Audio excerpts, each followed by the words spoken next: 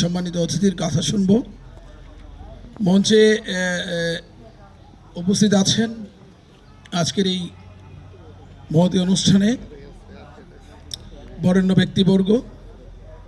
আমি আজকের যিনি জাভেদ হোসেন, যিনি আজকের মূল আলোচক, তিনি আছেন এই সংগঠনের সম্মানিত সভাপতি, যিনি আমাদের সর্বজন শ্রদ্ধেয়।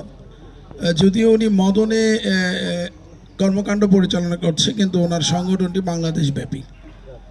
উপস্থিত আছেন আমাদের আপা, যিনি আলো ছড়িয়ে ছড়িয়ে নেত্রকোনাকে আলোকিত করছে, সে জীবননাহার আপা, যার ডাকে আমরা বারবার ছুটে আসি। এখানে আছে আমার সভাপতি, নেত্রকোনা সাহিত্য সমাজের সভাপতি কিবরিয়া চৌধুরী এলিম।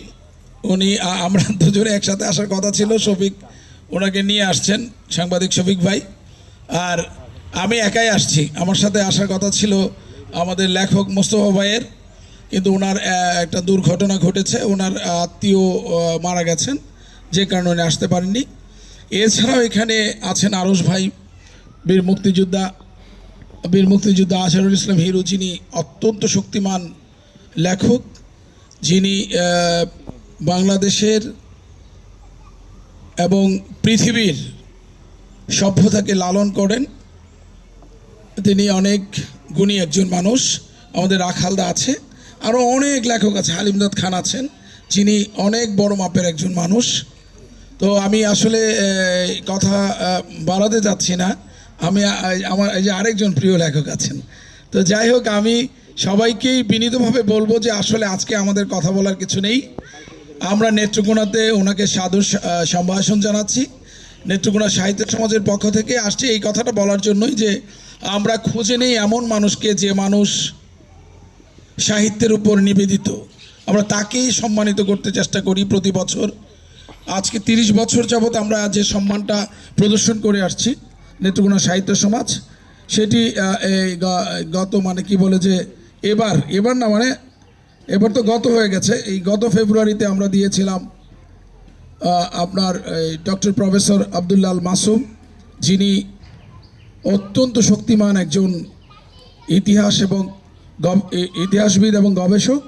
আর দিয়েছিলাম আব্দুল হাই শিকদার কবি, যিনি বরেণ্য কবি, যিনি বাংলাদেশের এখন কি বলে যে কবিতায় বা সম্পাদনায় নিজেকে উচ্চ মানে ধরে রেখেছে। আমরা এমন মানসিক খুঁজি, তো এমন মানুষ খুঁজে এনে মঞ্চে তুলে সম্মাননা দিই। আপনারা জানেন বাংলাদেশের রাষ্ট্রীয় যে সম্মাননাগুলো আছে, তার পরেই আমরা রাষ্ট্রীয়গুলোর থেকেও গুরুত্ব বিবেচনা করি। রাষ্ট্রীয় পুরস্কারগুলো হয়তো কোনো ক্ষেত্রে রাজনীতি বিবেচনা করে, আমরা সেটা বিবেচনা করি না। আমরা লেখকের গুরুত্ব বিবেচনা করি, লেখককে পুরস্কৃত করি, সম্মানিত করি। তো নেত্রকোনা সাহিত্য সমাজ 30 বছর ধরে এই কাজটি করে আসছে। আজকে আমরা কথা বলতে চাচ্ছি না। আমরা এই মানুষটির, বিশেষ করে মির্জা গালিব হচ্ছে আমাদের পরতে জড়িয়ে আছে। আমাদের সাহিত্যের এমন সব কথা তিনি বলে গেছেন, এমন সব কথা ওনার বলা আছে যে কথাগুলো একদম আবাল বৃদ্ধ বনিতা সবাইকেই নাড়া দিয়ে দেয়। উনি একটি স্পষ্টত কাব্য উচ্চারণ, যে উচ্চারণের মধ্য দিয়ে সভ্যতাকে ছুঁয়েছে, একটা সভ্যতার পরে আরেকটা সভ্যতাকে ছুঁয়েছে।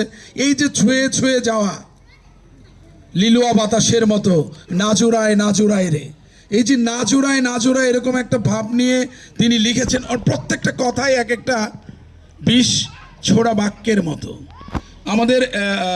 আমাদের বাউলরা যেরকম বলেছে, বিষ মাখিয়ে তীরের বুকে তীর মারিলে আমার বুকে। তো এই যে তীর যে আমার বুকে মির্জা গালিব মেরেছে, সেই মির্জা গালিবের যে কথা শোনার জন্যই আমরা আজকে এসেছি।